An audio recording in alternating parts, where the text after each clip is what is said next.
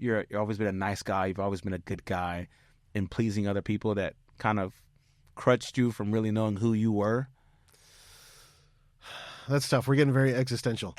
So, because when I look at it now, right, I think it was, and it sounds terrible to say, but if I'm really being honest with myself, I used my personality as a way to manipulate others into liking me. So I never had or even tried to please other people. I didn't do favors for other people and stuff like to get them to like me. I was just very likable and I would listen. And so people just naturally kind of gravitated towards me.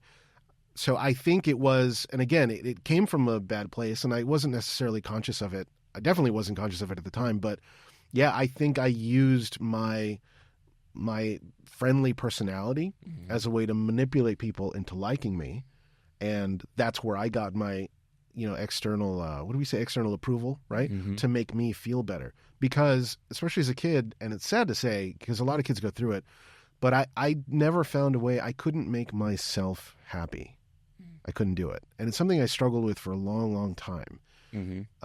But when I found that when I was nice to people, and I smiled, and I was funny, and I could make them laugh, they loved being with me. They loved hanging out with me. They would take my side. And so it's something I did as a defense mechanism. But, I mean, it's not necessarily, all of that is not bad. Right. It isn't. It feels like it might be, but it really isn't. I mean, because what you're manipulating them to like you.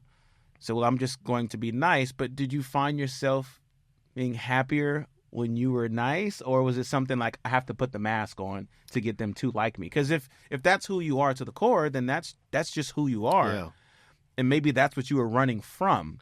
I think a lot of it was just trying to distract myself from my own emotions. Because I was really poor growing up and I didn't have a lot of stuff. So I had friends that had stuff. So if I needed clothes, my friends would let me have their clothes. If my mom wasn't around and I was hungry. So was that the game?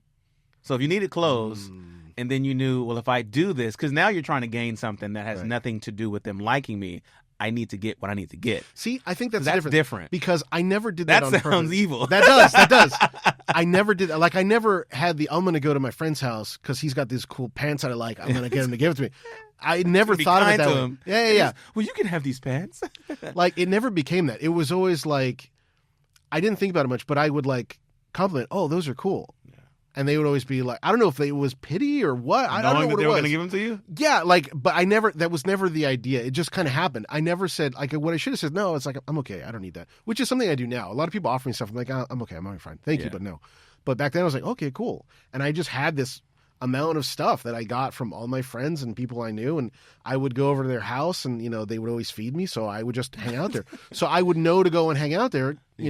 I didn't really think I'm going to go because I'm hungry. I'm going to go over there and they'll probably feed me, right? And that's just what I had to do when I was a kid.